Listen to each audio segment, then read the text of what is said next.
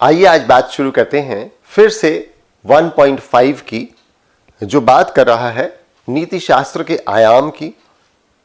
नीति शास्त्र के विभिन्न आयामों की चर्चा हम पहले कर चुके हैं।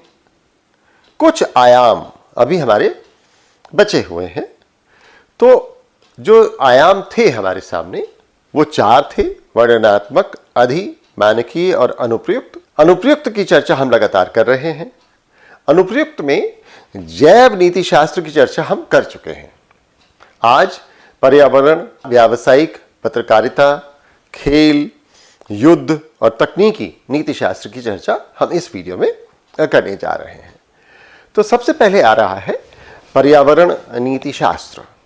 पर्यावरण नीति शास्त्र को हमने अर्थ एवं विषय, इसके दुष्परिणाम, भारतीय संस्कृति में पर्यावरण, पर्यावरण संरक्षण पर सुप्रीम कोर्ट के कुछ महत्वपूर्ण निर्णय, पर्यावरण से जुड़े हुए कुछ महत्वपूर्ण आंदोलन और पशु नैतिकता से जुड़े हुए संबंधों को आज हम इसमें शामिल करेंगे। एक एक करके आइए बात करते हैं। पर्यावरण है क्या? परि जो हमारे चारों ओर है और आवरण जो हमें घेरे हुए है। तो पर्यावरण है जो हमें चारों तरफ से घेरे हुए है, जिसमें भौतिक, रासायनिक और जैविक तमाम कारक होंगे। और ये पर्यावरण हमारे लिए एक पूरी मिलीजुली समष्टि इकाई होगा। इसमें जीवधारी भी आएंगे और इकोसिस्टम आएगा। परितंत्रीय आबादी को प्रभावित करेगा, जीवधारी अथवा परितंत्रीय आबादी को प्रभावित करेगा, जिसका प्रभाव उनके रूप, जीवन और जीविता को तय करेगा। कैसे दिखते हैं, कैसा जीवन जी पाएंगे और कितना जी पाएंगे, ये सारे विषय हमारे पर्यावरण के नीति शास्त्र से जुड़े हुए होते हैं। पर्यावरण प्रत्येक जीव के साथ जुड़ा हुआ है और हम उसमें लगातार सम्मिलित हैं, व्याप्त है। ये हम इसका कुछ कर नहीं सकते, हम सिर्फ इसका हिस्सा हैं। इसको या तो हम बना सकते हैं, कुछ योगदान दे सकते हैं, या अगर योगदान नहीं दे रहे हैं तो हम ऐसा भी कर सकते हैं कि हम इसको बिगाड़ रहे हों या हम न्यूट्रल रहें। तो पर्यावरण को प्रभावित करने वाले जो मानवीय कृत्य हैं, जो मैं और आप निरंतर कर रहे हैं, जब हम कुछ भी कर रहे हैं तो उसका प्रभाव पर्यावरण पर पड़ना ही है। इसको हम रोक नहीं सकते। जब हम सांस बाहर फेंकते हैं तो भी हम पर्यावरण में कार्बन डाइऑक्साइड को डाल ही रहे हैं। ऑक्सीजन ले रहे हैं, कार्बन डाइऑक्साइड डाल रहे हैं। यानी पर्यावरण के लिए काम हमने बढ़ा दिया, पेड़ों के लिए काम हमने बढ़ा दिया। मेरी छोड़ी हुई ऑक्सीजन को अब ये पेड़ ग्रहण करेगा और इसको ऑक्सीजन में कन्वर्ट करके देगा। अब इस उदाहरण से आप समझ पा रहे हैं कि जो भी आप दिन भर करते रहते हैं वो कैसे पर्यावरण को प्रभावित करता है और कैसे पर्यावरण आपको प्रभावित कर सकता है। अगर वातावरण में, पर्यावरण में पर्याप्त ऑक्सीजन नहीं होगी तो क्या करेंगे? ऐसा दुष्परिणाम तो हम लगातार बड़े शहरों में देख ही रहे हैं, जहां प्रदूषण बढ़ता चला जा रहा है। ऑक्सीजन खरीदनी पड़ रही है, ऑक्सीजन कंडीशनर्स लगाए जा रहे हैं। तो ये हमारे आपके लिए एक महत्वपूर्ण विषय है जिसकी चर्चा हम यहां कर रहे हैं। पीटर सिंगर, जो ऑस्ट्रेलिया के बहुत मशहूर एप्लाइड एथिक्स के विद्वान हुए हैं, इन्होंने कहा कि वह नैतिकता जिसमें सभी सजीव प्राणियों के प्रति सरोकार निहित होते हों, पर्यावरणीय नैतिकता है। कौन सी नैतिकता? जिसमें जितने भी जीव हैं, जो भी सजीव प्राणी हैं, उनके प्रति नैतिकता, जितने भी सजीव प्राणी हैं उनके प्रति जो हमारा संबंध है, सरोकार है, कैसे वो जिएंगे, कैसे वो रहेंगे, वो क्या है, कौन है, तो इससे जुड़ी हुई जितनी नैतिकता है ये पर्यावरणीय नैतिकता है। यानी हम पर्यावरणीय नीति शास्त्र में क्या क्या पढ़ेंगे एक तो जलवायु परिवर्तन भी पढ़ सकते हैं, अवश्य पढ़ेंगे। दूसरा, कार्बन उत्सर्जन के दुष्परिणाम से दुनिया को कैसे हम बचाएं, इसकी भी चर्चा हम कर सकते हैं। पर्यावरण को हम कैसे प्रभावित कर रहे हैं और पर्यावरण से हम कैसे प्रभावित हो रहे हैं, इन दोनों का जब हम अध्ययन करेंगे तो हमें समझ में आएगा कि हमें कैसे रहना चाहिए। पर्यावरण के सभी अवयवों, जीव जंतु, पेड़ पौधों, जलवायु तत्व, चट्टानें आदि में ईश्वर ने आपको या मुझे सबसे शक्तिशाली बनाया है। जितने भी अवयव हैं उन सब में सबसे ज्यादा शक्तिशाली कौन है? मनुष्य है। और इसीलिए वो कर क्या रहा है? वो बदतमीजी कर रहा है। वो कर रहा है जो उसको नहीं करना चाहिए। वो अपनी सुविधा के अनुसार उपभोग कर रहा है, बिना इस बात को समझे कि बिना सोचे समझे उपभोग करने का परिणाम क्या होगा।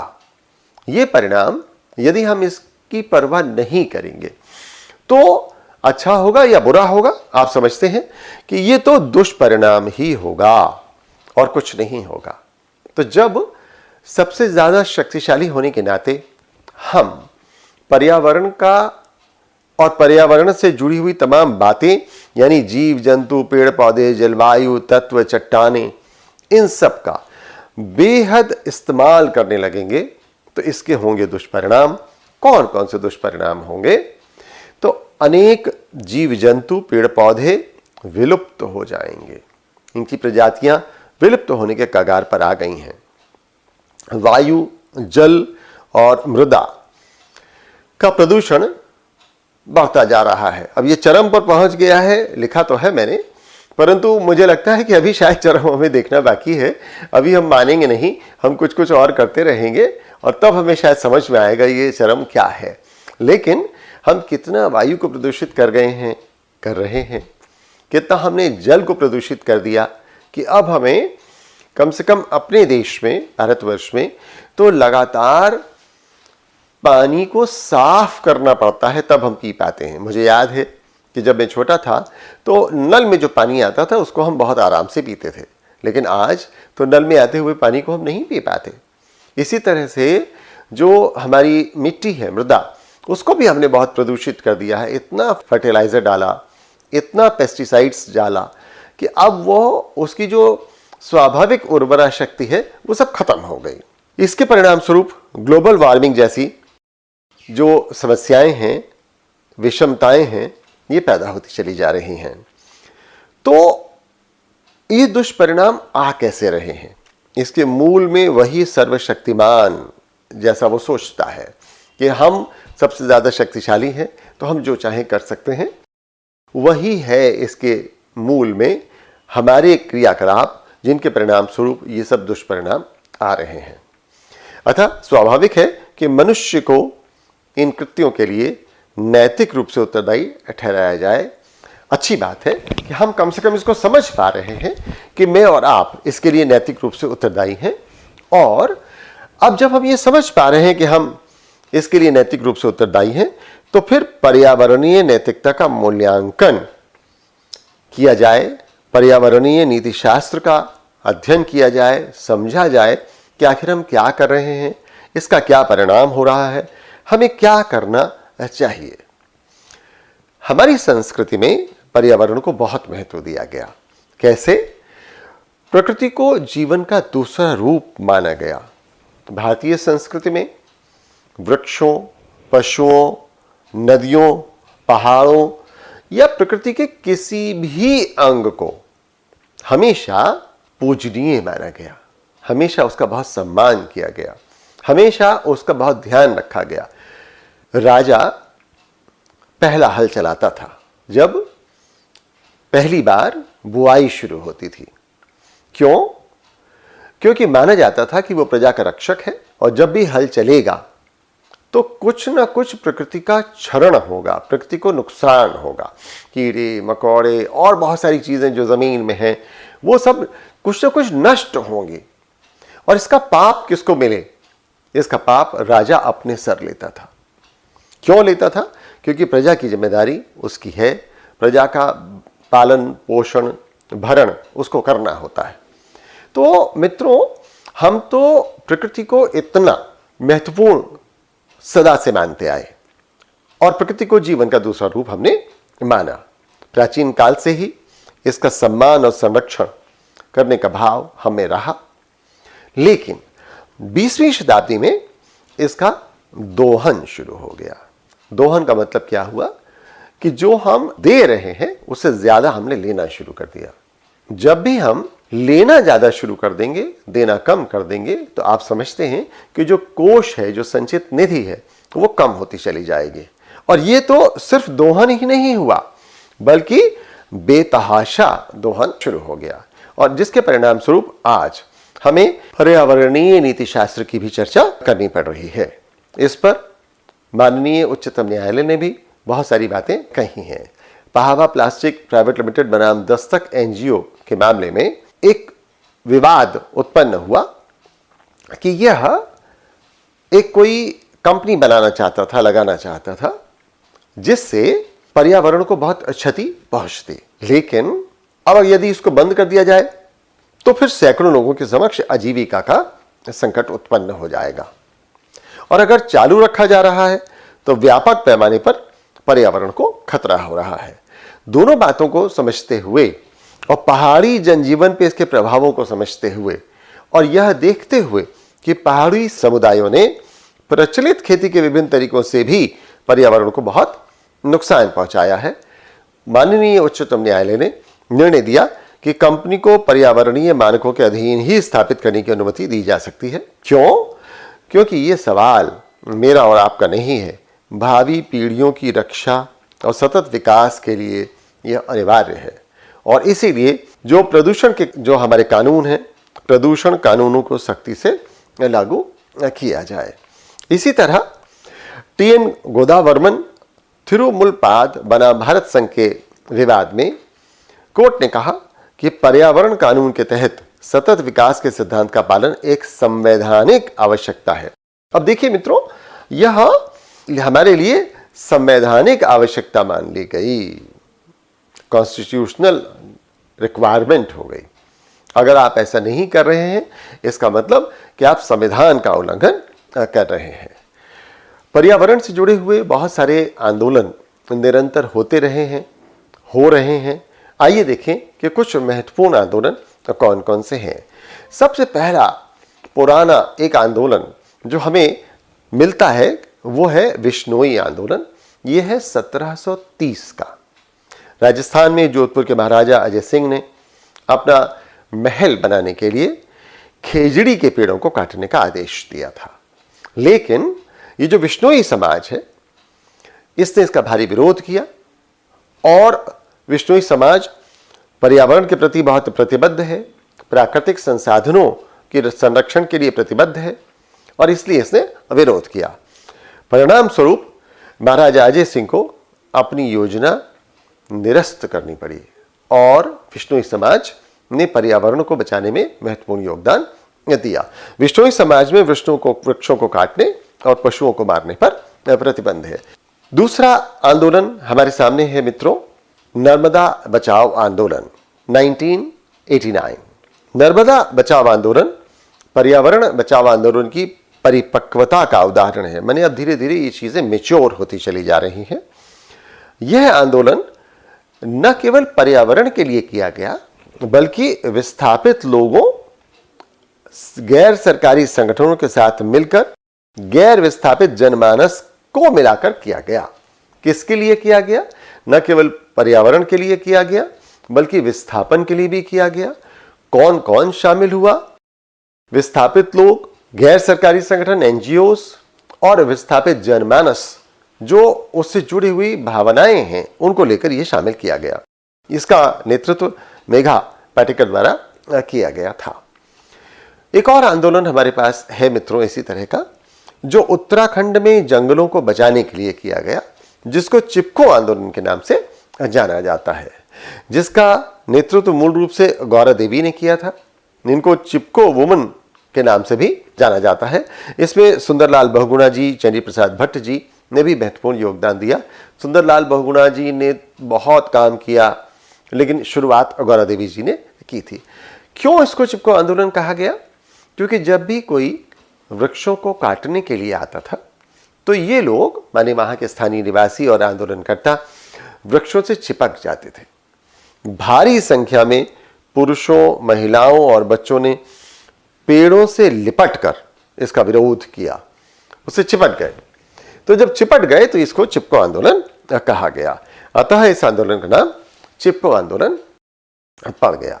एक और आंदोलन जो बहुत समय तक चला, जैसे ये मेघा पाटेकर जी द्वारा चलाया गया आंदोलन बहुत समय तक चला था, नर्मदा वाला, उसी तरह से ये टिहरी बांध आंदोलन भी है। यहाँ एक बांध बनाया जा रहा था, अब जिसको हम उत्तराखंड कहते हैं, वहाँ टिहरी डिस्ट्रिक्ट में, जिसकी ऊंचाई 261 मीटर है। ये विश्व का 5वां सबसे ऊंचा तथा भारत का सबसे ऊंचा और विशालकाय बांध है। ये माना गया कि इससे हम बहुत बिजली बनाएंगे और बहुत फायदा इससे होगा, पानी का विनियमन कर पाएंगे और हम सिंचाई के लिए इसका उपयोग कर पाएंगे। तो सिंचाई और बिजली पैदा करने के लिए टिहरी बांध की परिकल्पना की गई। लेकिन क्योंकि ये बहुत बड़ा था, विश्व का 5वां और सबसे ऊंचा, यानी अगर टूटे तो कहां कहां तक इसका असर पड़ेगा, सारा नीचे तक नष्ट हो जाएगा। तो इसके पर्यावरणीय, ग्रामीण जीवन एवं वन्य जीवन पर होने वाले प्रभावों को ध्यान में रखते हुए आंदोलन चलाया गया और इसका विरोध लगातार किया गया। पर्यावरण से जुड़ी हुई जब हम बातें कर रहे हैं मित्रों, तो पर्यावरण में ही पशु भी आते हैं जो हमारे इकोसिस्टम में एक इंपॉर्टेंट रोल प्ले करते हैं। आइए देखें कि पशुओं से जुड़ी हुई नैतिकता क्या है। पशु हमारे पर्यावरण का महत्वपूर्ण हिस्सा है। क्योंकि वो हमारे पर्यावरण का महत्वपूर्ण हिस्सा है तो उनसे जुड़ी हुई भी कुछ न कुछ नैतिक बातें हैं। हम ये भी देखना पसंद करेंगे कि विभिन्न पंथों में पशुओं को कैसे देखा गया है। जब भी किन्हीं दवाइयों का विकास किया जाता है तो दवाइयों का जो ट्रायल है, प्रयोग, वह मनुष्यों पर न करके पशुओं पर किया जाता है। ये कहां तक उचित है? कुछ पशु प्रजातियां ऐसी हैं जो नाशक हैं। फिर एक चीज है पेटा, और फिर कुछ न्यायालय के महत्वपूर्ण निर्णय हैं। इतने खंडों में बांटकर हम इस पशु नैतिकता की चर्चा करने जा रहे हैं। पर्यावरण का हिस्सा कैसे हैं, पशु की नैतिकता क्या है, विभिन्न पंथों में पशुओं का स्थान क्या है, क्लिनिकल ट्रायल के लिए पशुओं का इस्तेमाल करना कहां तक उचित होगा, नाशक पशु प्रजातियों का हम क्या करें, फिर हमारे पास एक पेटा है और न्यायालय के महत्वपूर्ण निर्णय। पहले आइए देखें कि पशु कैसे हमारे पर्यावरण का हिस्सा हैं। पशु भी फूड साइकिल का हिस्सा है। फूड साइकिल पर मेरी एक अलग से वीडियो है जो आप जब चाहें देख सकते हैं। मनुष्यों द्वारा जो पशु हैं यानी मनुष्येतर प्राणी हैं, उनके साथ भी गरिमापूर्ण व्यवहार किया जाना चाहिए। यदि हम पशुओं को उपभोग की वस्तु न मानकर उन्हें पर्यावरणीय जीवन का हिस्सा मानेंगे तो हमारे लिए बेहतर होगा। जैसे जैसे विभिन्न प्रजातियां लुप्त होती जा रही हैं, वैसे वैसे पर्यावरण को विभिन्न प्रकार का खतरा उत्पन्न होता जा रहा है, बढ़ता जा रहा है। हम वहां तक अभी अनुसंधान कर ही नहीं पाए हैं कि किसी प्रजाति, किसी पशु पक्षी की भूमिका इस इकोसिस्टम में थी क्या, उतना हमें पता नहीं है, बिल्कुल नहीं पता है। और वो एक कोई प्रजाति लुप्त हो गई तो वो जो अपना काम कर रही थी वो काम अब कौन करेगा, ये एक सवाल हमारे सामने उत्पन्न हो जाता है जिसके बारे में हमें अभी पूरा पता भी नहीं है। तो हमें ध्यान रखना चाहिए कि इस तरह से जो पशु हैं, पक्षी हैं, यानी मनुष्येतर प्राणी हैं। देखिए हम बात कर रहे हैं मनुष्येतर प्राणियों की, तो जो मनुष्येतर प्राणी हैं वो क्या है, कौन है और कैसे उनका हम संरक्षण कर पाएं या उनको नुकसान न पहुंचाएं। यानी इनसे जुड़ी हुई नैतिकता से क्या बातें हमारे सामने निकल के आ रही हैं, वो ये कि मानवीय क्रियाकलाप को नैतिकता अनैतिकता की कसौटी पर कसा जाना चाहिए। क्यों? क्योंकि पशुओं में भी स्व जागरूकता है और चेतना है और यह पर्यावरण का हिस्सा है। उनमें वास्तविक चेतना का अभाव है, ऐसा वो लोग कहते हैं जो पशुओं के अधिकारों का समर्थन नहीं करते। बहुत से समूह ऐसे हैं जो कहते हैं कि नहीं नहीं, पशुओं के कोई अधिकार नहीं है, एनिमल्स के कोई राइट्स नहीं है। क्यों राइट्स नहीं है? क्योंकि उनमें चेतना का अभाव है और उसमें नैतिक समुदाय नहीं पाया जाता। पशुओं में उचित और अनुचित के निर्णय की क्षमता का अभाव है। आपको याद होगा कि नैतिकता हमने माना कि मनुष्य के लिए है। क्यों है? क्योंकि मनुष्य सोच विचार कर सकता है, समझ सकता है कि क्या सही है और क्या गलत है। यहां क्या बात की जा रही है कि पशु उचित और अनुचित का निर्णय नहीं ले सकता। लेकिन क्या यह पशुओं को नैतिकता सिखाने की बात है? ना, यह तो मनुष्यों की नैतिकता सीखने की बात है। और मनुष्यों को तो उचित और अनुचित निर्णय लेने की क्षमता है। इसीलिए बहुत से लोग इसका समर्थन करते हैं। क्या कहते हैं कि पशु भी पर्यावरण के महत्वपूर्ण घटक हैं, उनमें भी चेतना पाई जाती है। वो न केवल घटक है बल्कि क्वासी ह्यूमन तो है ही ना, उनके अंदर भी कुछ तो जीव है, उनको भी दर्द होता है, वो भी रोते हैं, वो भी प्रसन्न होते हैं, वे भी कुछ हद तक गुणवत्तापूर्ण जीवन जीने के अधिकारी हैं। वो इसका प्रयास करते रहते हैं। आप देखें, छोटे छोटे पक्षी भी अपना घोंसला बनाते हैं। सभी जीव जंतु आमतौर से अपनी नई पीढ़ी का ध्यान रखते हैं, उसका प्रशिक्षण करते हैं, उनको खिलाते हैं, पिलाते हैं, गुणवत्तापूर्ण जीने का प्रयास करते रहते हैं। अधिकांश पंथों में पशुओं के प्रति अहिंसा का भाव रखा जाता है। यानी यदि हम पुराने अनुभवों से कुछ सीखें तो हमें ये पता चलता है कि आमतौर से पशुओं को भी महत्वपूर्ण माना जा रहा है, पर्यावरण का हिस्सा माना जा रहा है और उनके प्रति अहिंसा का भाव सदा से हमने रखा है।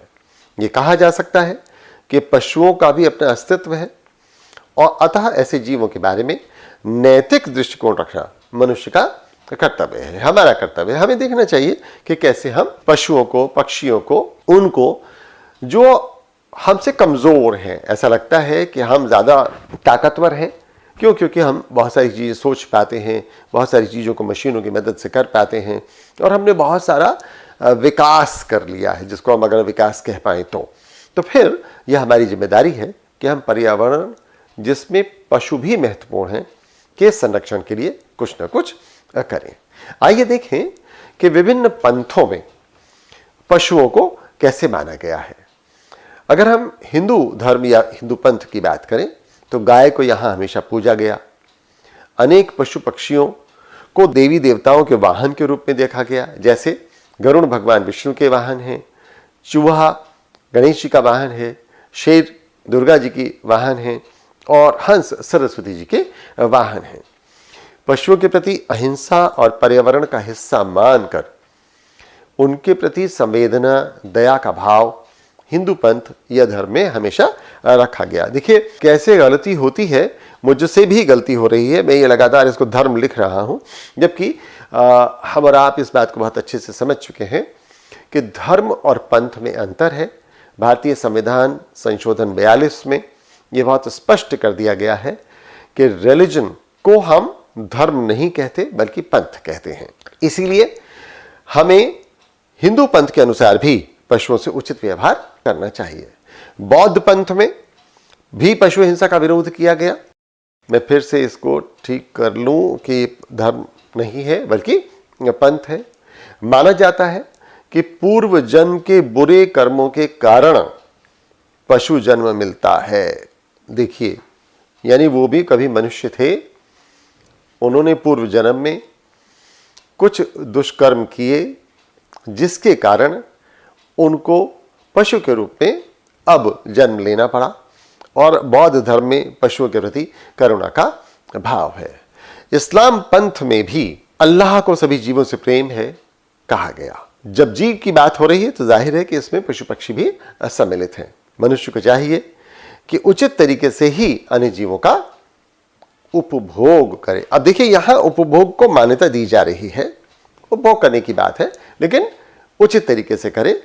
यद्यपि इस्लाम पंथ में पशु बलि की प्रथा है और यह उनके धर्म का महत्वपूर्ण हिस्सा है, लेकिन ईश्वर यानी अल्लाह को सभी जीवों से प्रेम है, इसमें कहीं कोई संदेह नहीं है। सभी जीवों से प्रेम है।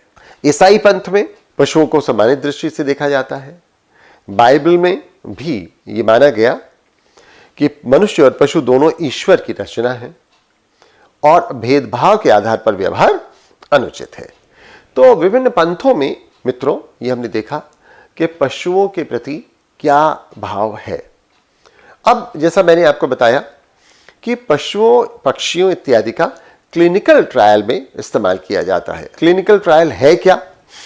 क्लिनिकल ट्रायल है जब भी कोई दवा, औषधि विकसित की जा रही है तो सीधे मनुष्य को न देकर पशु पक्षियों को दिया जाता है। चूहे को दिया जाता है, बंदर को दिया जाता है, तरह तरह की अन्य प्रजातियों को दिया जाता है। इसको हम क्लिनिकल ट्रायल कहते हैं। इसके पक्ष में बहुत सारी बातें हैं। ये कहा जा सकता है कि क्योंकि मनुष्य का जीवन मूल्यवान है और उसके ऊपर हम ये प्रयोग नहीं कर सकते, इसलिए पशुओं के पास हमें ये अवसर मिल जाता है कि हम उनके साथ ट्रायल करें और मानव समुदाय को एक हम क्षति से बचा ले जाते हैं। विरोध में तर्क ये है कि अगर मनुष्य के जीवन रक्षा के लिए इसको किया जा रहा है तो निरीह पशु पर ही ट्रायल क्यों किया जाए। इसमें सुप्रीम कोर्ट के कुछ महत्वपूर्ण निर्णय हैं। वो ये कहते हैं कि विनियमित ट्रायल की अनुमति दी जाए। अनस्क्रूपलस आप ट्रायल पे ट्रायल करते चले जा रहे हैं, ऐसा मत कीजिए।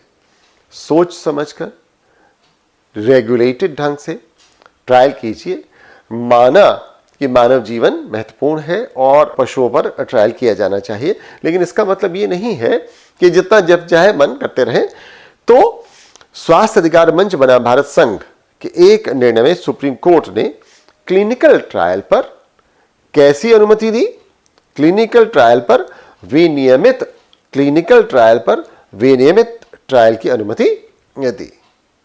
पशु क्रूरता निवारण अधिनियम 1960 भी बना है, जिसे जुलाई 1982 में संशोधित किया गया और ये मानव से भिन्न सभी प्राणियों पर लागू होता है। संविधान के अनुच्छेद 48 में भी ये कहा गया है कि राज्य गायों और बछड़ों तथा अन्य दुधारू जानवरों के वध पर प्रतिबंध लगाएगा। यानी यह पर्यावरण का हिस्सा है और इनको कहीं ना कहीं हमें सुरक्षित रखने की आवश्यकता है।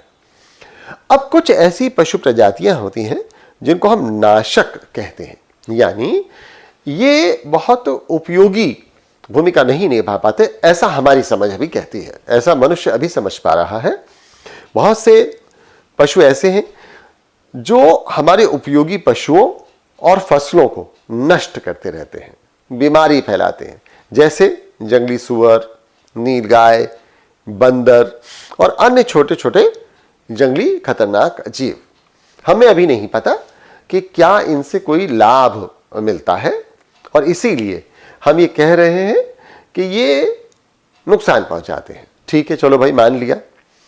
कभी कभी यह जीव मनुष्यों द्वारा अपने बचाव में मारे जाते हैं। अब नीलगाय मुझे मालूम है कि ये कोई उपयोगी नहीं है, तो मैं सोचता हूं कि इसको मार दिया जाना चाहिए। कभी कभी इन्हें सामूहिक रूप से मारने का अभियान भी चलाया जाता है।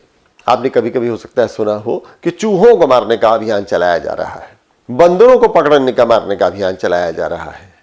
तो अब यहां नैतिक प्रश्न आता है कि क्या हमें इनको मारने का अधिकार है? क्या ऐसे असहाय जानवरों को मारना उचित है? ये एक नैतिक प्रश्न हमारे सामने है। अलग अलग बातें हैं। आप इसके बारे में ये कह सकते हैं कि साहब हाँ, क्योंकि ये तो हमें नुकसान पहुंचाते हैं तो इसको हमें मारने का अधिकार है। क्यों? क्योंकि ये समाज मनुष्य केंद्रित हो गया, हमें नुकसान पहुंचा रहा है तो हम अपनी आत्मरक्षा में मार देंगे। मारने के विपक्ष में भी बहुत सारी बातें हो सकती हैं जो ये कह सकती हैं कि साहब उन्हें भी दुख दर्द होता है, उनके अंदर भी संवेदनाएं हैं। तो हमें आखिर कौन ये अधिकार देता है कि प्रकृति ने कुछ बनाया है तो उसको हम नष्ट कर दें? गांधीवादी नैतिकता के अनुसार एक स्वस्थ पर्यावरण विकसित करने के लिए जितनी भी पर्यावरणीय बातें हैं या उसके अंग हैं, जो इकोसिस्टम है, उसको हमें डिस्टर्ब करने का कोई अधिकार नहीं है। यह तभी संभव हो पाएगा जब हम इस तरह के पशुओं को भी नष्ट न करें। पक्ष क्या कहता है कि मानव हित सर्वोपरि है, मानव के लिए ये पशु साधन मात्र है और पशु नैतिक संविदा करने में सक्षम नहीं है। पशु इसीलिए नैतिकता की परिधि से बाहर है और इन्हें मानव हित में माना जा सकता है। दूसरा, विपक्ष ये कहता है कि पशु भी अपने अस्तित्व की चेतना रखते हैं। उन्हें मालूम होता है कि ये उन पर हमला हो रहा है और वो अपनी जान कैसे बचाएं। दुख दर्द महसूस करते हैं, उनके भी कुछ नैतिक अधिकार हैं। ये पर्यावरण के महत्वपूर्ण घटक हैं। अगर हम इनको नहीं संरक्षित करेंगे तो हम प्राकृतिक मूल्यों की रक्षा नहीं कर पाएंगे और जैव विविधता को भी हमें बनाए रखना चाहिए। गांधीवादी लोग क्या कहते हैं कि मनुष्य और अन्य जीव जगत के बीच सहयोग और सामंजस्य पर्यावरण विकास के लिए आवश्यक है। अब आइए देखें कि ये पेटा क्या है। पेटा है people for the ethical treatment of animal. PETA एक पशु अधिकार संगठन है जो अमेरिका में मार्च 1980 में एस्टैब्लिश किया गया, स्थापित किया गया। मनुष्य द्वारा स्थापित संगठन किसके लिए? पशु के अधिकारों के लिए। उद्देश्य पशुओं की सुरक्षा करना तथा अन्यों को इसके लिए प्रेरित करना। मैं रक्षा करूंगा और मैं दूसरों को प्रेरित भी करूंगा। यह भारत में भी कार्य करता है। अमेरिका में सेना के इंडोर फायरिंग में कुत्तों का प्रयोग होता था जिससे कुत्तों की मौत हो जाती थी। पेटा यानी people for ethical treatment of animal. PETA people for ethical treatment of animal के प्रयास से इसको बंद करा दिया गया। अमेरिका में बहुत से बूचड़खानों को बंद कराया गया। पेटा भारत में सन 2000 में आया और तब से ये लगातार काम कर रहा है। यह प्रयोगशालाओं, खाद्य उद्योग, चमड़े के व्यापार और मनोरंजन में पशुओं के प्रयोग और इससे जुड़ी हुई बातों पर, मुद्दों पर कार्य करता है। आइए देखते हैं कि इससे जुड़े हुए कुछ न्यायालय के महत्वपूर्ण निर्णय क्या हैं। एंजल ट्रस्ट बनाम भारत संघ में 2016 में सुप्रीम कोर्ट ने कहा कि पशु अत्याचार के खिलाफ नियमों को और कड़ा करने की आवश्यकता है। पशुओं के प्रति क्रूरता निवारण अधिनियम 1960 है, इसकी चर्चा हम कर चुके हैं। इसी तरह से हमारे पास वन्य संरक्षण अधिनियम 1972 भी है और 26 अक्टूबर 2005 को सुप्रीम कोर्ट ने राज्य सरकारों द्वारा गौ हत्या के विरोध में बनाए गए कानूनों को भी बरकरार रखा। तो इतनी बातें हुई दोस्तों पर्यावरणीय नीति शास्त्र के बारे में। अगली बात है हमारी व्यावसायिक नीति शास्त्र की। व्यावसायिक नीति शास्त्र में हम ये देखेंगे कि जो बिजनेस किया जाता है वहां एथिक्स या नीति का क्या अर्थ है। क्या व्यवसाय को हम खुला छोड़ दें? क्या व्यवसाय में कहीं कोई नीति की आवश्यकता नहीं होगी? इसको हमें समझना होगा। व्यवसाय भी पर्यावरण से, माने अपने वातावरण से कुछ लेता है और अपने वातावरण को कुछ देता है। यानी व्यवसाय भी लेन देन में ही लगा हुआ है और इसी लेन देन की प्रक्रिया में व्यवसाय अपने लिए कुछ बचा लेता है जिसको हम व्यवसाय का लाभ कहते हैं। तो जब व्यवसाय लगातार कुछ ले रहा है और दे रहा है तो लेने में भी और देने में भी नैतिकता आवश्यक है। यहां उपभोक्ताओं और फिर कर्मचारी जो व्यवसाय में काम कर रहे हैं इनके प्रति भी व्यवसाय का कोई उत्तरदायित्व होगा। उस संदर्भ में भी हमें नैतिकता को देखना चाहिए। हमारे पास कोई एक आचार संहिता, कोड ऑफ कंडक्ट होना चाहिए जो यह देख पाए, जो बता पाए कि व्यवसाय को कैसे किया जाए। उपभोक्ताओं के प्रति व्यवसाय के क्या कर्तव्य हैं, कर्मचारियों के प्रति व्यवसाय के क्या कर्तव्य हैं, इन सब के बारे में हमें समझना चाहिए। तो कुछ बातें ऐसी हैं जिनको हम ये कहते हैं कि ये बहुत महत्वपूर्ण है। काहे के लिए? व्यावसायिक नीति शास्त्र के लिए। जैसे बुनियादी ईमानदारी, ऑनेस्टी चाहिए, सिद्धांतों का पालन। सिद्धांत क्या है? सिद्धांत वह है जो प्राकृतिक है, जिनका पालन करने पर कुछ निश्चित परिणाम हमें मिलते हैं और अगर यदि परिणाम सुखकर नहीं है, यदि परिणाम आपको स्वीकार्य नहीं है लार्जर बेनिफिट के लिए, तो फिर वो आप एक्शन मत लीजिए, वो काम मत कीजिए। अभी कुछ दिन पहले जब मैं कुछ मित्रों से चर्चा कर रहा था, कुछ विद्यार्थी भी थे उसमें, तो लोगों ने कहा कि साहब कोरोना पीरियड में आईटी इंडस्ट्री को बड़ा फायदा हुआ और कोरोना दोबारा आ जाएगा तो ऑनलाइन टीचिंग, ऑनलाइन ट्रेडिंग और आईटी इंडस्ट्री बहुत बूम करेगी। तो कुछ लोग जो आईटी से जुड़े हुए थे, उनके चेहरे पर प्रसन्नता का भाव था। यह देखते ही मैंने उनसे कहा कि मित्रों, आइए इसको समझें कि क्या ऐसा संभव है कि समाज का, अर्थव्यवस्था का कोई एक अंग विकसित होता जाए जबकि दूसरे अंग विकसित ना हो। देखिए, आपको जवाब खुद मिल गया, ऐसा संभव नहीं है। किसी भी इकोसिस्टम के सारे कंपोनेंट्स जब ग्रो करेंगे तभी विकास स्थायी हो पाएगा, अन्यथा विकास स्थायी नहीं हो पाएगा।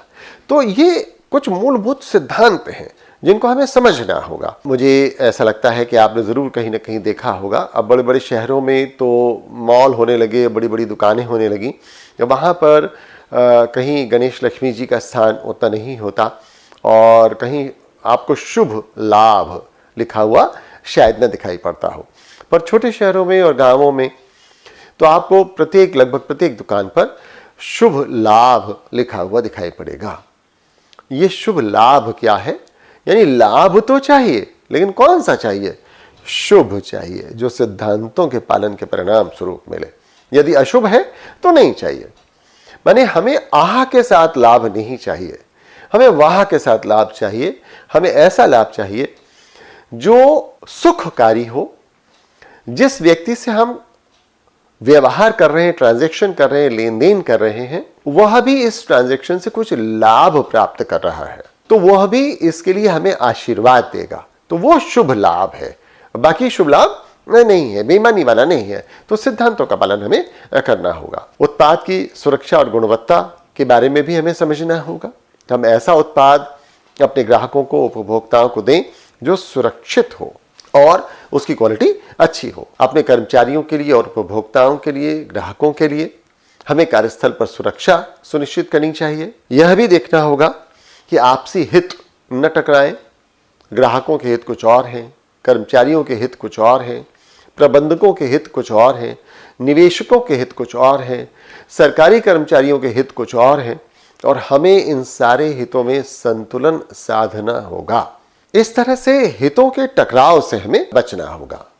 हमें अवसर दिया है ईश्वर ने कि हम अपने यहाँ कर्मचारियों को रख पाएं, तो इस भर्ती में, इस कर्मचारियों को रखने की प्रक्रिया में भी हमें पारदर्शिता अपनानी होगी और बाजार की उचित विक्रय प्रणाली को प्रोत्साहन देना होगा, बढ़ाना होगा। व्यावसायिक नीति शास्त्र के कुछ महत्वपूर्ण तत्व क्या हैं?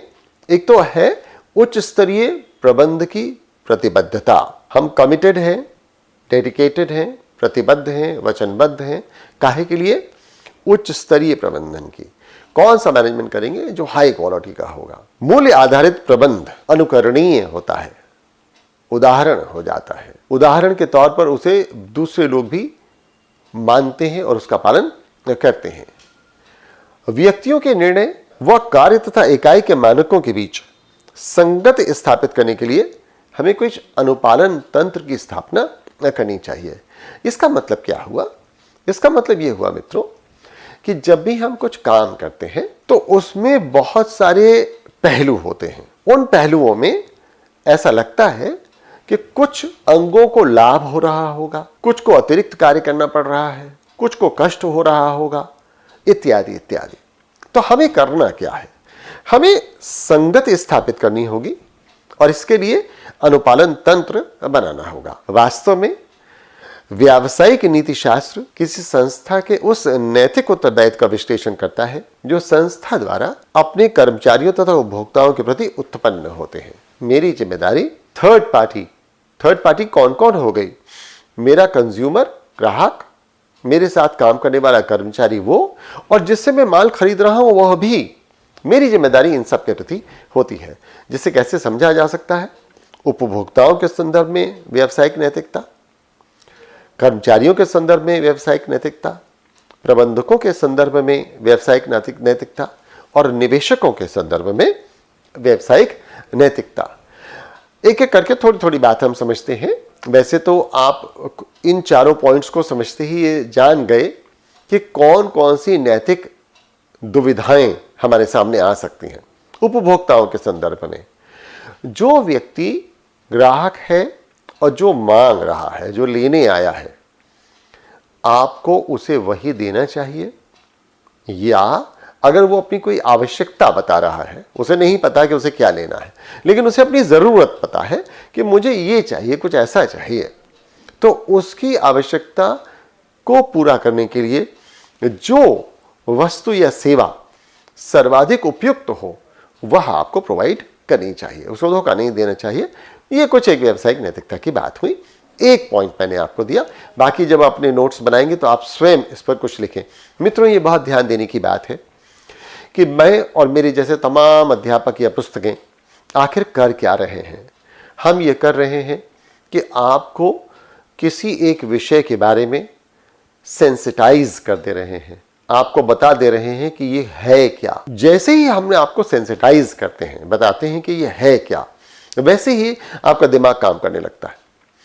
जब आपका दिमाग काम करने लगता है तो आप उससे जुड़ी हुई और बहुत सारी बातें समझ पाते हैं, और पुस्तकों को देख पाते हैं, समाचार पत्रों को पढ़ पाते हैं। जब न्यूज़ सुन रहे होते हैं तो भी तमाम चीज़ें एक दूसरे से जुड़ती रहती हैं, और इसके आधार पर आप अपने नोट्स बनाते हैं। प्रतियोगी परीक्षाओं में जो बहुत महत्वपूर्ण बात यह है कि आप दूसरे परीक्षार्थी से कैसे भिन्न हैं, कैसे श्रेष्ठ हैं, कैसे बेहतर हैं। इसके लिए किन्हीं रटाए रटाए नोट्स से, किसी एक पुस्तक से या किसी एक अध्यापक से काम नहीं चलेगा। हम आपको सेंसिटाइज कर रहे हैं, यथासंभव सामग्री सुलभ करा रहे हैं, लेकिन नोट्स जरूर बनाइए और अपने ढंग से चीज़ों को लिखिए, अपने ढंग से चीज़ों को समझिए और अपने ढंग से लिखिए। तो फिर आइए देखें कि कर्मचारियों के संदर्भ में क्या व्यावसायिक नैतिकता है। शोषण ना हो, कार्य की सुविधाएं बेहतर मिलें, उनको भावनात्मक, आर्थिक, भौतिक सुरक्षा मिले। प्रबंधकों के संदर्भ में नैतिकता क्या है। जो मैनेजर है वो काहे में इंटरेस्टेड है। और देखिए, वो एक बेचारा अजीब फंसा हुआ आदमी है जो प्रबंध करता है। वो जवाबदेह है निवेशकों के प्रति। निवेशक कहता है कि साहब मुझे मेरे इन्वेस्टमेंट पर रिटर्न मिलना चाहिए। वो जवाबदेह है कर्मचारियों के प्रति, क्योंकि कर्मचारी उम्मीद करते हैं कि ये उनका ध्यान रखेगा। वो जिम्मेदार है उपभोक्ताओं के प्रति। क्यों? क्योंकि उपभोक्ता समझता है कि मैनेजर सर से हमने बात कर ली है तो हमारी ज़रूरतें पूरी हो जाएंगी। तो प्रबंधकों के संदर्भ में भी ये एक दुविधाजनक स्थिति है कि उसको किसके पक्ष में काम करना है। तो उसकी अपनी कोई नैतिकता है, कहीं ना कहीं कोई संतुलन स्थापित करके काम करेगा। और निवेशकों के संदर्भ में व्यावसायिक नैतिकता है। क्या निवेशक की तरह से मैं ये उम्मीद कर सकता हूं कि मुझे अपनी पूंजी पर बहुत पैसा मिल जाए, बहुत सारा रिटर्न मिलने लगे? ऐसा संभव नहीं। तो उनकी भी अपनी नैतिकता है। क्या नैतिकता है? कि एक सामान्य लाभ उनको मिलता रहे। कुछ महत्वपूर्ण निर्णय हमारे सामने हैं। टाटा एंड सन्स बनाम साइरस मिस्त्री का मामला बहुत चर्चित रहा। 2021 का मामला है। मिस्त्री समूह में 18.37% हिस्सेदारी चाहते थे, और ये चाहते थे कि इसको पब्लिक लिमिटेड बना दिया जाए।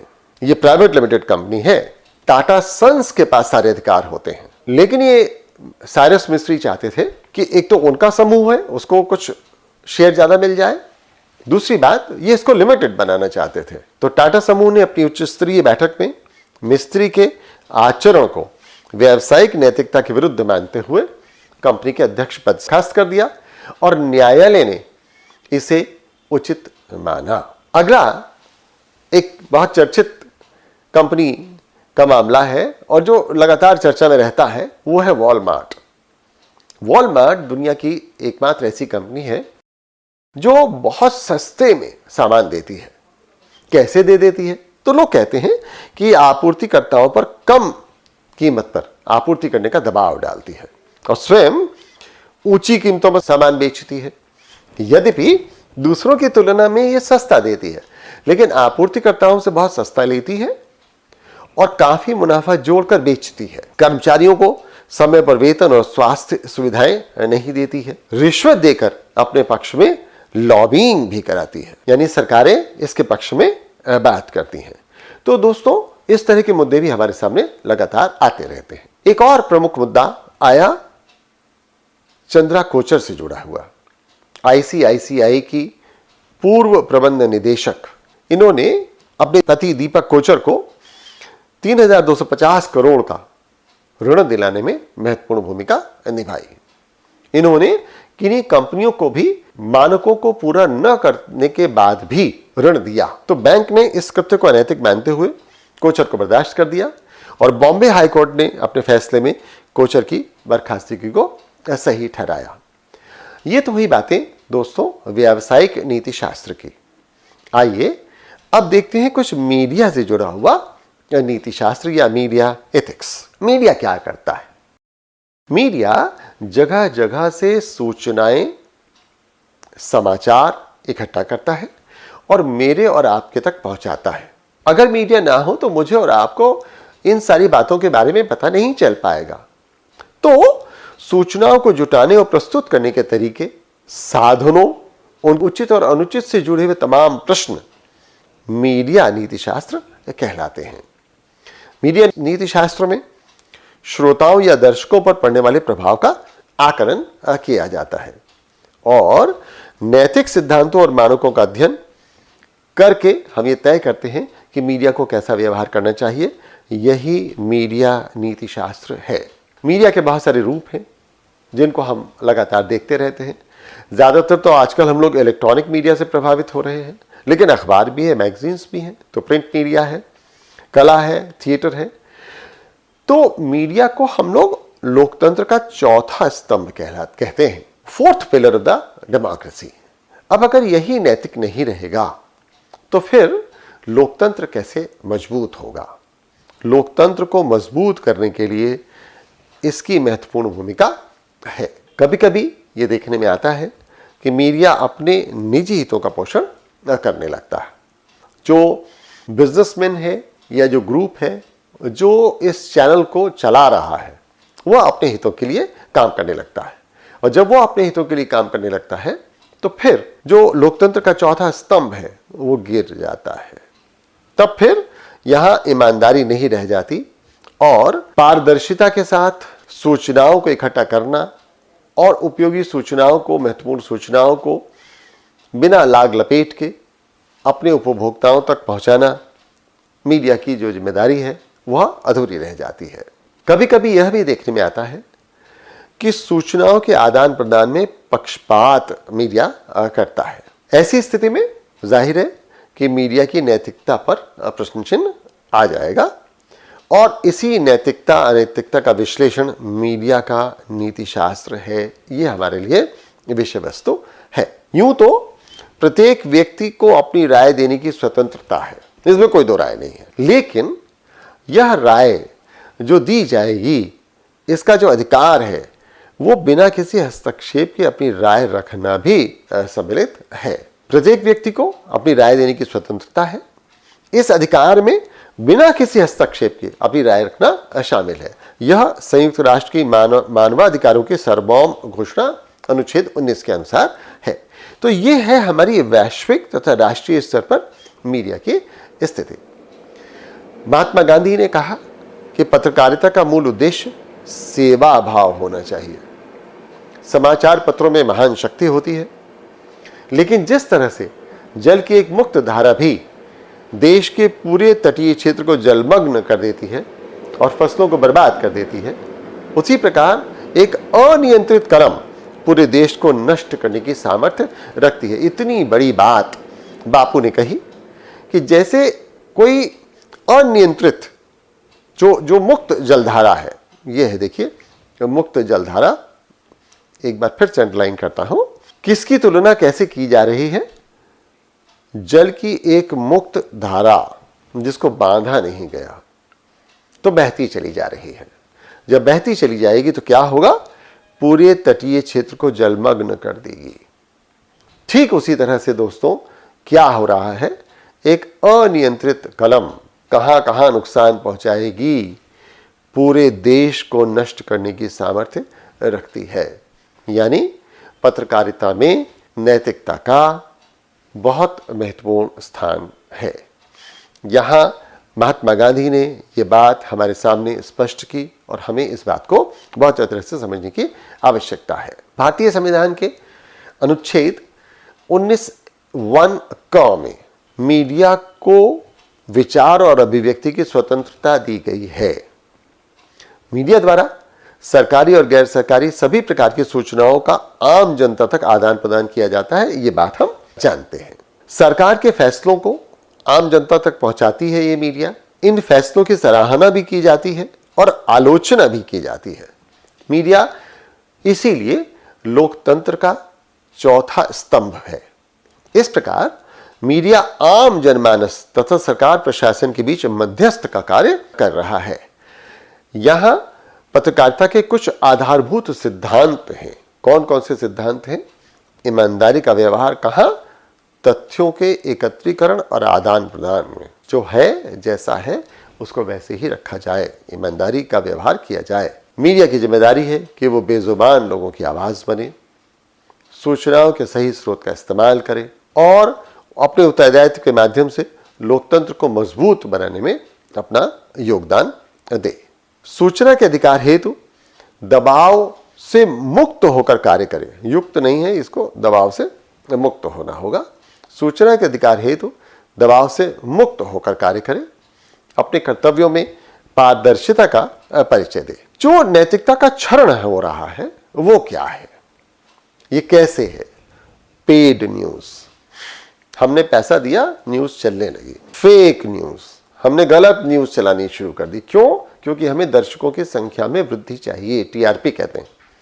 सनसनीखेज खबरें, अब हम ऐसी खबरें देते हैं जिससे लोगों को हम अपनी तरफ आकर्षित कर पाए। अब ये जो फेक न्यूज है या जो सनसनीखेज खबर है वो क्यों हम कर रहे हैं, या खबरों को हम भ्रामक रूप से पेश कर रहे हैं? इसलिए कर रहे हैं क्योंकि हमें टीआरपी बढ़ानी है। अब ये टीआरपी क्या है, इस पर भी मेरा एक वीडियो अलग से है, वो आप जब चाहेंगे तो देख पाएंगे। हम यहाँ विषय से भटकना नहीं चाहते। मैं तमाम बातें ऐसी आपसे कर रहा हूं जो हम एथिक्स के पेपर में जो सीधे जुड़ी हुई हैं। बहुत सारे कोलेट्रल या उससे जुड़े हुए बहुत सारी बातें हैं जिनको मैं आपका आह्वान करता हूं, आपको आवाज देता हूं कि स्वयं पढ़िए। मैं अपने छोटे छोटे वीडियो लगातार बनाकर डाल रहा हूं, आपको ये मेरे चैनल पे मिलते रहेंगे और वहां ये देखते रहिए कि किसी बात को कैसे परिभाषित किया गया है। यदि मैं अभी टीआरपी परिभाषित करूं या मैं कुछ भी इस तरह की बात करूं तो मैं पूरा ध्यान उस पर लगा देता हूं, और जैसे ही मैं उस पर पूरा ध्यान लगाता हूं तो ना तो मैं उसके साथ न्याय कर पाता हूं और ना इस समय में जो आपसे बात कर रहा हूं उसके साथ न्याय कर पाता हूं।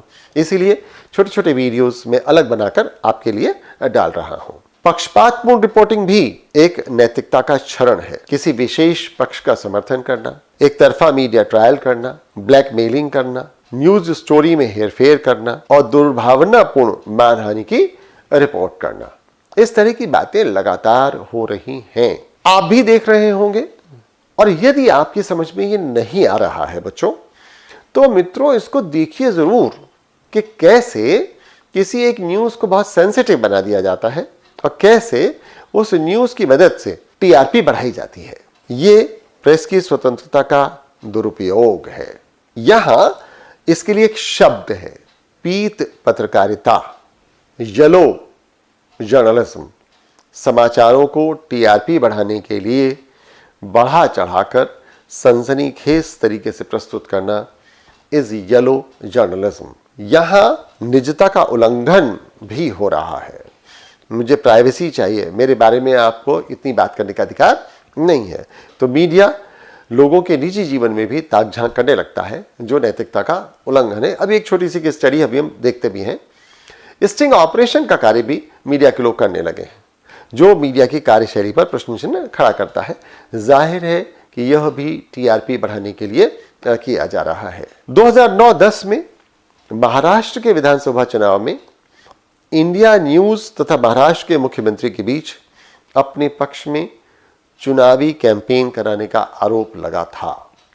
दिल्ली विधानसभा चुनाव 2015 में भी कुछ खास न्यूज चैनलों तथा मुख्यमंत्री केजरीवाल जी पर साठगांठ कर केजरीवाल जी की छवि को बढ़ा चढ़ाकर पेश करने का आरोप लगा था। इस तरह के आरोप लगातार राजनीतिक पार्टियों पर लगते रहते हैं, एक दूसरे पर राजनीतिक पार्टियां लगाती रहती हैं। 1997 में ब्रिटिश राजकुमारी डायना की कार दुर्घटना में मृत्यु हुई। क्यों हुई? क्योंकि पत्रकारों द्वारा उनकी निजी जिंदगी में ताक झांक करने के लिए पीछा किया जा रहा था।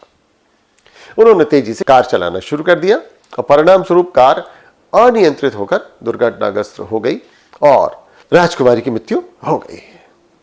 इस घटना से मीडिया की पूरे विश्व में निंदा हुई और माना गया किसी व्यक्ति के व्यक्तिगत जीवन में दखल देना अनैतिक है।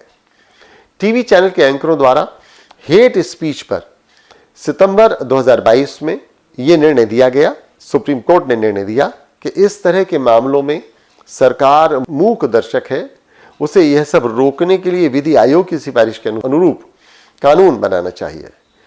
किसके लिए कानून बनाना चाहिए? जो नफरत फैलाने वाली बयानबाजी पर रोक लगाए। लगातार मैं और आप टीवी चैनल्स पे नफरत फैलाने वाली बयानबाजी देख रहे हैं और इसकी आवश्यकता को महसूस किया जा रहा है कि इस पर रोक लगनी चाहिए। एक अन्य मामले में सुप्रीम कोर्ट ने कहा कि संविधान के तहत भाषण और अभिव्यक्ति की स्वतंत्रता असीमित नहीं है, इसकी कोई सीमा है। कहीं तक भी आप चले जाएंगे, ऐसा संभव नहीं है, यह असीमित नहीं है। पत्रकारों को अपनी लक्ष्मण रेखा का ज्ञान होना चाहिए। मनु शर्मा बनाम एनसीटी दिल्ली 2010 के मामले में सुप्रीम कोर्ट ने निर्देश दिया कि सुनिश्चित किया जाना चाहिए कि मीडिया ट्रायल द्वारा निष्पक्ष जांच में बाधा न पहुंचे। आपने देखा होगा कि ये जो मीडिया ट्रायल जैसी चीज है, यह भी जनमानस को और वास्तविक इन्वेस्टिगेशन को नुकसान पहुंचाती है। मीडिया कोई निर्णय ले लेता है, कोई निष्कर्ष निकाल देता है, उसके पक्ष में बहुत सारे तथ्य सबूत पेश करने लगता है और तब इन्वेस्टिगेटिंग एजेंसीज भी इससे प्रभावित होने लगती हैं। इसको हम कहते हैं मीडिया ट्रायल। तो मनु शर्मा बनाम एनसीटी दिल्ली 2010 में सुप्रीम कोर्ट ने निर्णय दिया कि इसे सुनिश्चित किया जाना चाहिए कि मीडिया ट्रायल द्वारा निष्पक्ष जांच में बाधा न पहुंचे और न ही किसी तरह के से अभियुक्त के बचाव के अधिकार का हनन होना चाहिए। टीआरपी बढ़ाने के लिए ऐसा नहीं किया जाना चाहिए। ऐसा करने से मीडिया के प्रति दर्शक की आस्था को चोट पहुंचेगी। आपने देखा, आपने अनुभव किया कि अब एग्जिट पोल कब दिखाया जाता है? जब पूरी पोलिंग खत्म हो जाती है। उससे पहले एग्जिट पोल की कोई चर्चा नहीं की जाएगी। पहले क्या होता था? एग्जिट पोल के माध्यम से वोटर्स को प्रभावित किया जाता था, उस पर भी रोक लगाई चुनाव आयोग ने। तो इस तरह से मीडिया कर के जो ऊपर तरह तरह की नियंत्रण की स्थापना की आवश्यकता है और मीडिया नैतिकता की भी जरूरत हमें कहीं है। अनुप्रयुक्त नीति शास्त्र में हम बहुत सारे क्षेत्रों को देख चुके हैं और आइए अब देखते हैं अगला क्षेत्र, जिसको हम कहते हैं खेल नीति शास्त्र। ओहो, यानी खेल में भी कोई नीति शास्त्र जैसी चीज अब लग रही है। आखिर खेल में नीति शास्त्र की आवश्यकता क्या पड़ सकती है? खेल का कोई प्रयोजन है, उस प्रयोजन को प्राप्त करने के लिए अगर किन्हीं मानकों, आदर्शों, सिद्धांतों का पालन किया जाएगा तो वो उद्देश्य प्राप्त हो पाएगा। और अगर मानकों का, नियमों का पालन नहीं किया जाएगा तो जो खेल के उद्देश्य हैं उनकी प्राप्ति कठिन हो जाएगी। तो इसीलिए हमें खेल के बारे में भी कुछ नीतियां बनानी पड़ती हैं और जब नीति बनानी पड़ती है तो नीतियों का शास्त्र हो जाता है। खेल नीति शास्त्र खेल के नियमों, खिलाड़ियों के आचार व्यवहार, प्रशिक्षकों के आचरण और फिर इसके ऊपर खेल संगठनों के नियमों और विनियमों का अध्ययन करते हैं। यानी हम देखते हैं कि जो खेल संगठन है वो अपना काम कैसे करें, प्रशिक्षक अपना काम कैसे करें और जो खिलाड़ी है वो काम अपना कैसे करें। खेलों में भी ऐसी घटनाएं घटती रहती हैं जो खेल प्रेमियों का, आम जनता का ध्यान अपनी तरफ आकर्षित करती हैं और तब आपको लगता है कि अरे ये तो बड़ा गलत हो गया, अरे ये तो बड़ा अच्छा हुआ, ओ हो, इस तरह की बात की खिलाड़ी ने, तो आप बहुत अच्छा महसूस करते हैं। यानी आप समझते हैं कि खेल की भावना क्या है, खेल क्यों खेला जा रहा है। जब कुछ घटनाएं सुखद एहसास कराती हैं, कौन सी घटना? देखिए, घटना मैं आपके लिए लाया हूं। रियो ओलंपिक के दौरान न्यूजीलैंड की महिला धावक और अमेरिका की महिला धावक आपस में टकरा गई। अमेरिका की जो महिला धावक थी उनको ज्यादा चोट लगी। क्या हुआ? न्यूजीलैंड की महिला धावक ने तब तक दौड़ पूरी नहीं की जब तक अमेरिका की धावक संभल कर दौड़ने लायक नहीं हो गई। वाह, यह हुई मित्रों खेल की भावना। इस घटना की पूरे विश्व में प्रशंसा हुई। कोई नियम ऐसा नहीं कहता, कोई आचार संहिता नहीं कहती, लेकिन खेल की भावना यही कहती है। दूसरी ओर विभिन्न खेलों में खिलाड़ी अपनी क्षमता बढ़ाने के लिए विभिन्न औषधियों का प्रयोग करने लगे हैं। अवैध तरीके से शक्तिवर्धक दवाओं का प्रयोग किया जाता है, जिसके लिए अब तरह तरह के टेस्ट खेल संघ कराने लगे हैं। ये खेल नैतिकता के विरुद्ध है कि आप अपनी सामर्थ्य को बढ़ाने के लिए अप्राकृतिक रूप से कुछ औषधियों इत्यादि का इस्तेमाल करें। कुछ वर्ष पहले रूस के 3 खिलाड़ियों को प्रतिबंधित कर दिया गया था और ओलंपिक में भाग लेने से रोक दिया गया था। क्यों? क्योंकि उन्होंने किसी प्रतिबंधित दवा का सेवन किया था। ये दोनों ही घटनाएं हमारे लिए खेल में नैतिकता की विषय हैं। क्या सही है और क्या गलत है, इसको हमें समझना होगा। खेल नीतिशास्त्र और जो हमारे नैतिक सिद्धांत हैं, नीति शास्त्रीय सिद्धांत हैं, इनमें कुछ हम सामंजस्य देख सकते हैं। कैसा? एक तो है प्रयोजनवादी सिद्धांत। इस सिद्धांत के अनुसार लक्ष्य की प्राप्ति के लिए जो भी किया जा रहा है वो छल नहीं है, वो महत्वपूर्ण है। साधन महत्वपूर्ण नहीं है, प्रयोजन महत्वपूर्ण है। यानी इस सिद्धांत के अनुसार जीतने के लिए कुछ भी किया जाए तो कोई बुराई नहीं है। दूसरा है परिणाम निरपेक्ष सिद्धांत। इन सब की चर्चा हम कर चुके हैं। यानी यहां परिणाम या लक्ष्य की प्राप्ति हमारे लिए महत्वपूर्ण नहीं है। हमारे लिए क्या महत्वपूर्ण है कि साधन उचित होना चाहिए। आप औषधि लेने के अधिकारी नहीं है। इससे पूर्व सिद्धांत में तो हम ये कह सकते हैं कि आप चाहे जैसे कह लिए, हमने औषधि ली, आप भी औषधि ले लीजिए। बात यह है कि ये तो फ्री स्टाइल है, जो जैसा चाहे कर ले लेकिन जीते, यानी प्रयोजनवादी या परिणाम के अनुसार इसकी बात हो रही है। और दूसरा परिणाम निरपेक्ष, यानी परिणाम से इसका कोई लेना देना नहीं है। यहां खेलों में खेल नियमों का निष्ठापूर्वक पालन करने पर बल दिया जा रहा है और अनुचित साधनों के प्रयोग की निंदा की जा रही है। और तीसरा फिर वही सद्गुण सिद्धांत, एक परिणाम सापेक्ष, एक परिणाम निरपेक्ष और तीसरा सद्गुण। माने आप अपनी वर्चूज के साथ रहिए, आप अपने सद्गुणों के विकास पर ध्यान दीजिए। जब आप में सद्गुण रहेंगे तो वो नैतिक बने रहेंगे और मनुष्य सद्गुणों का जीवन के किसी भी क्षेत्र में प्रयोग कर सकता है, चाहे वो खेल हो या अन्य कोई क्षेत्र हो। इन सद्गुणों का उपयोग कैसे हम खेल के क्षेत्र में कर सकते हैं, आइए देखते हैं। निष्पक्षता, खिलाड़ी, प्रशिक्षक, स्पोर्ट्स मैनेजमेंट, ऑर्गेनाइजेशंस, संगठन भेदभाव व्यवहार से दूर रहें। अक्सर आपने सुना होगा कि खिलाड़ियों के चयन पर बहुत वाद विवाद हो जाता है। क्यों हो जाता है? ये माना जाता है कि खेल संघों ने खिलाड़ियों का चयन स्वतंत्र ढंग से नहीं किया। इसी की तरह दूसरा है खेल के प्रति निष्ठा। व्यक्ति के प्रति निष्ठा नहीं है, टीम के प्रति निष्ठा नहीं है, राष्ट्र के प्रति निष्ठा नहीं है। ये सब निष्ठाएं हैं, लेकिन पहली निष्ठा किसके प्रति है? खेल के प्रति। किसी भी खिलाड़ी से अपेक्षा की जाती है कि वह सत्यता के साथ खेलों के प्रति निष्ठा का भाव रखे, अर्थात खेल के नियमों की मूल भावना, खेल की मूल भावना का ध्यान रखे। जैसा कि अब हमने देखा कि एक खिलाड़ी के चोटग्रस्त होने पर दूसरे खिलाड़ी ने कैसे उसकी मदद की। तीसरी बात है जिम्मेदारी। जिम्मेदारी का अभिप्राय क्या है कि आप अपने जो भी खेल के क्रियाकलाप हैं उनमें उत्तरदायी होंगे और अपने कृत्यों के प्रति किसी और को उत्तरदायी नहीं ठहराएंगे। अपनी जिम्मेदारी आप स्वयं लीजिए। सम्मान, अपना सम्मान तभी हो पाएगा जब आप कभी दूसरे का सम्मान करेंगे। इसके अनुसार खिलाड़ियों का यह कर्तव्य है कि वे विपक्षी टीम का भी सम्मान करें। यही खेल की भावना है। कैप्टन धोनी ने 2011 अप्रैल में भारत और इंग्लैंड टेस्ट मैच में एक बहुत महत्वपूर्ण निर्णय लिया, जिसकी पूरे विश्व में चर्चा हुई। आइए देखते हैं कि क्या हुआ। कि टी टाइम के तुरंत पहले एक ओवर में बल्लेबाज ने अंतिम गेंद पर शॉट मारा और यह माना कि गेंद सीमा रेखा के बाहर चली गई है और वो अब पवेलियन की ओर जाने लगे। क्यों? क्योंकि तो आखिरी बॉल थी, इसके बाद टी टाइम था, तो जाने लगे।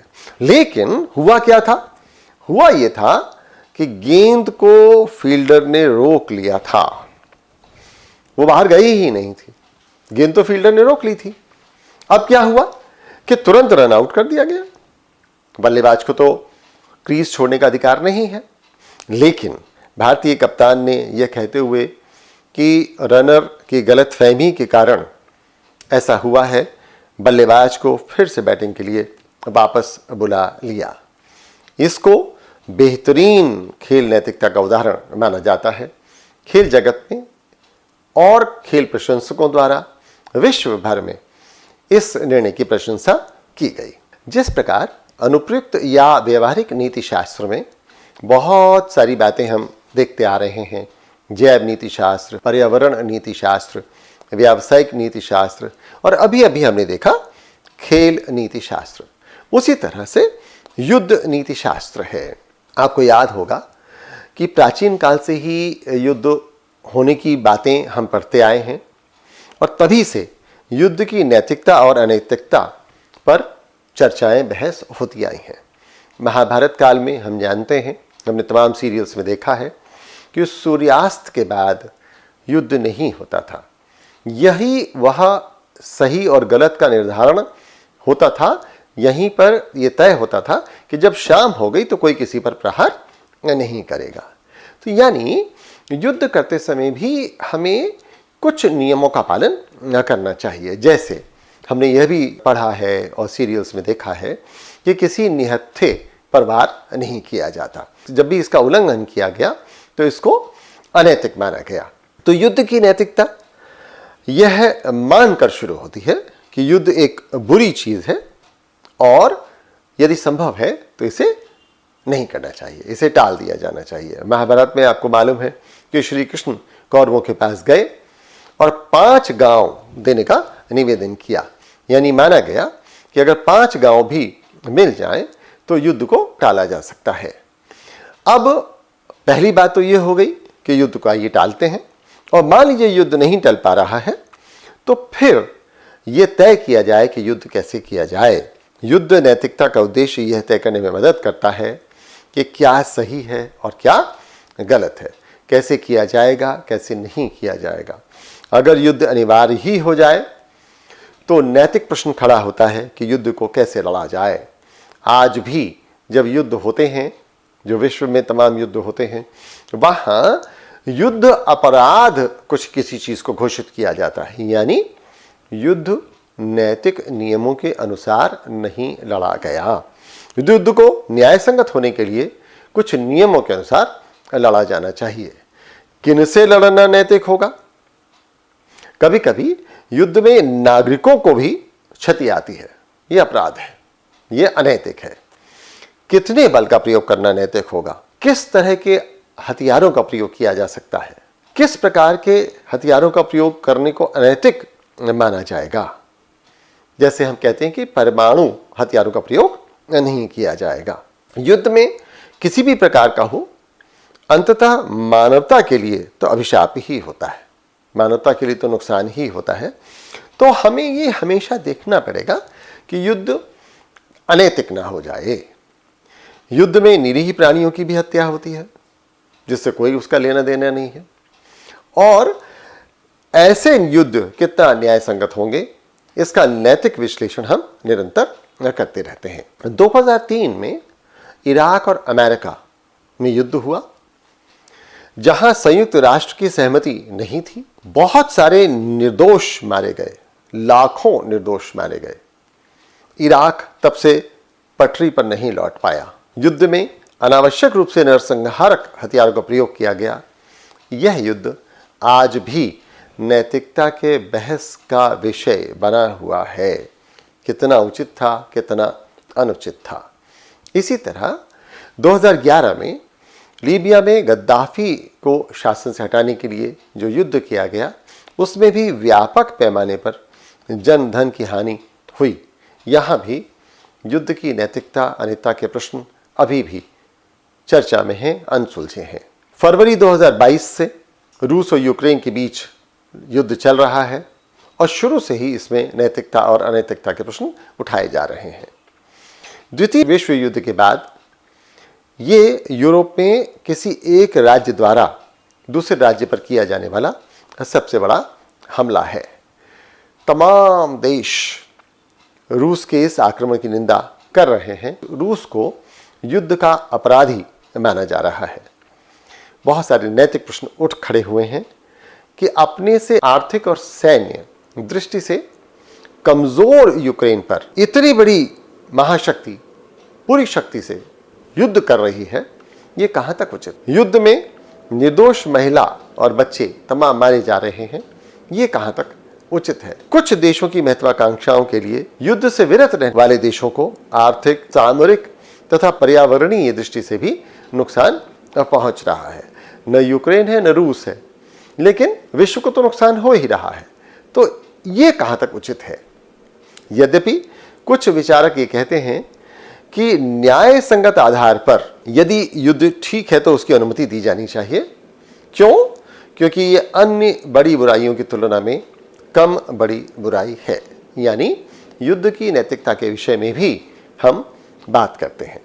और अनुप्रयुक्त या व्यवहारिक नीति शास्त्र में जो अगला अंतिम फिलहाल हमने माना है वह है टेक्नो एथिक्स या तकनीकी नीति शास्त्र। अब ये देखें तकनीकी नीति शास्त्र आखिर क्या है। जैसे जैसे टेक्नोलॉजी बढ़ रही है, हमारे सामने नए मुद्दे, नई समस्याएं आ रही हैं और जो तमाम नैतिक प्रश्नों को उठा रही हैं। जैसे जैसे तकनीक विकसित हो रही है, वैसे वैसे नैतिकता का विषय हमारे सामने आता जा रहा है।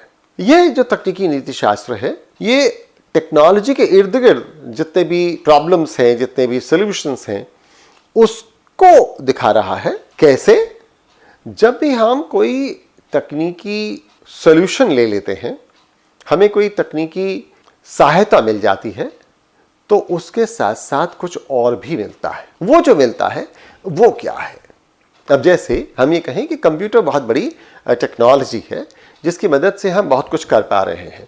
आज मैं इसी टेक्नोलॉजी की मदद से आपसे बात कर पा रहा हूं। आप अपनी सुविधा अनुसार इस वीडियो को देखकर सीख सकते हैं। यानी हमें और आपको एक स्थान पर खड़े होने की, इकट्ठा होने की आवश्यकता नहीं रही और एक समय में एकत्रित होने की आवश्यकता नहीं रही। अगर मेरे मुंह से कुछ गलत निकल जाता है तो मैं उतना वीडियो काट कर दूसरा वीडियो भी बना सकता हूं। ये सारी टेक्नोलॉजी ने हमें सुविधाएं दी। क्या इसका कोई साइड इफेक्ट नहीं है?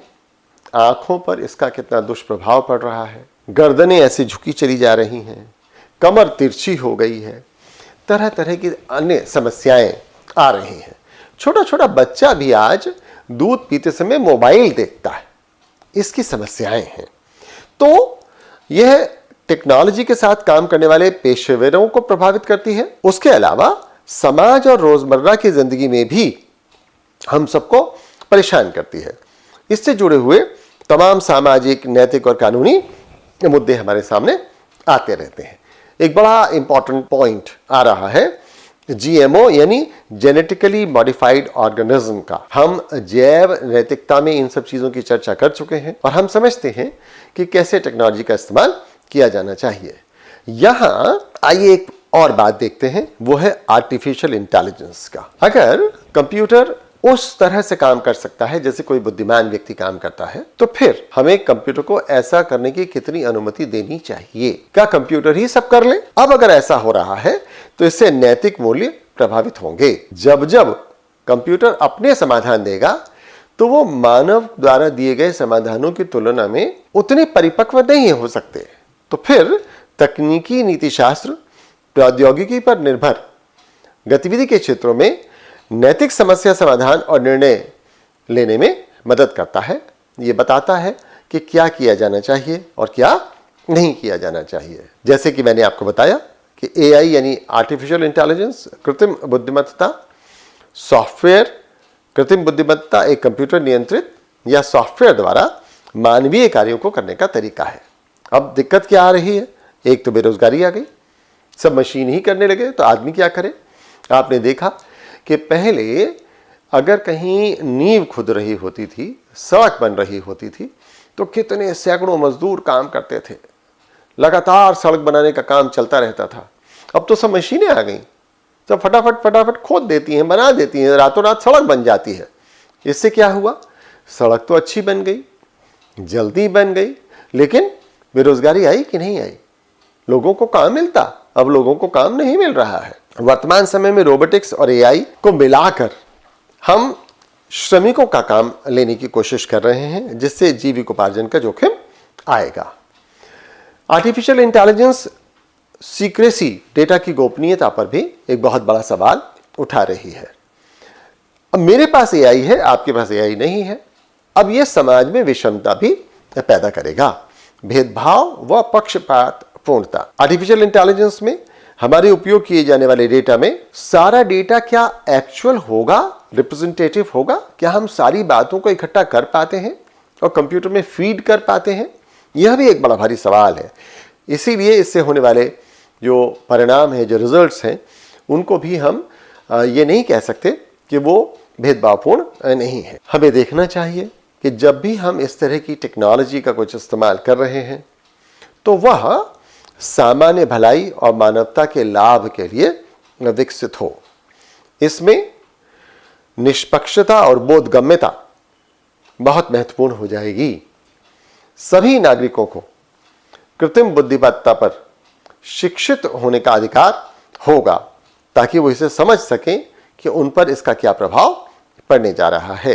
इस तरह की नैतिक चुनौतियों का समाधान करने के लिए व्यक्तियों, परिवारों, समुदायों के जो राइट टू नो है, जो डेटा उनके बारे में है, उस पर निर्णय का अधिकार होना चाहिए, जिससे गोपनीयता भंग न हो जाए। इसी तरह से कृत्रिम बुद्धि में इस तरह की चीजों को नहीं रखा जाना चाहिए जिससे मनुष्य को चोट पहुंचाई जा सके, विध्वंस किया जा सके, धोखा दिया जा सके। तो डिजिटल प्रौद्योगिकी के इस युग में जो समस्याएं हैं वो हैं व्यक्तिगत गोपनीयता, कॉपीराइट से जुड़ा हुआ मुद्दा, साइबर क्राइम और ऑलवेज ऑन कल्चर, माने आप हमेशा लगातार अवेलेबल हैं, 24 घंटे काम कर रहे हैं। यह भी अपने आप में एक बड़ी भारी समस्या है, जिसके बारे में हमें कोई ना कोई निर्णय लेना होगा। फेक न्यूज लगातार आ रही हैं। कैसे फोटो इधर से उधर करके पूरा बना देते हैं जो वास्तविक लगने लगता है। अब IoT, इंटरनेट ऑफ थिंग्स आ गया, अपने आप सारी सूचना जाती रहती है, हमें आपको पता ही नहीं चल पाता। डेटा कलेक्ट हो रहा है, हमारा आपको मोबाइल पता नहीं कौन कौन सी सूचनाएं कहां कहां किसको कैसे कब भेज दे रहा है। एयरपोर्ट पर फुल बॉडी स्कैनर, आप स्कैन होते रहते हैं, आपके शरीर के बारे में सब कुछ सबको पता चल गया। डेटा की प्राइवेसी नहीं है, गोपनीयता की बात मैंने की। अब एल्गोरिथम द्वारा मनुष्य पर नियंत्रण स्थापित हो रहा है और डेटा का इस तरह से गलत उपयोग किया जा सकता है। तो मित्रों, इस तरह से हमने तमाम अनुप्रयुक्त नीति शास्त्र के बारे में बात की। हमने बात कहां से शुरू की थी? हमने बात शुरू की थी कि नीति शास्त्र को हम कैसे अलग अलग ढंग से देख सकते हैं, इसके आयाम क्या हैं। वर्णनात्मक है, डिस्क्रिप्टिव, मेटा है, अधिनीति शास्त्र, नॉर्मेटिव एथिक्स है, मानकीय नीति शास्त्र, और फिर है अनुप्रयुक्त नीति शास्त्र या अप्लाइड एथिक्स। और इसकी मदद से हमने एथिक्स के जितने भी डायमेंशंस हो सकते हैं उन सबको हमने देखा। डिस्क्रिप्टिव देखा, मेटा देखा, नॉर्मेटिव देखा, और उसके बाद हमने अप्लाइड एथिक्स देखा। ये हुए मित्रों नीति शास्त्र के आयाम। आगे निरंतर हम इस यूनिट 1 की चर्चा कर रहे हैं। तब तक आप पढ़ते रहिए, बढ़ते रहिए, परीक्षा की तैयारी करते रहिए।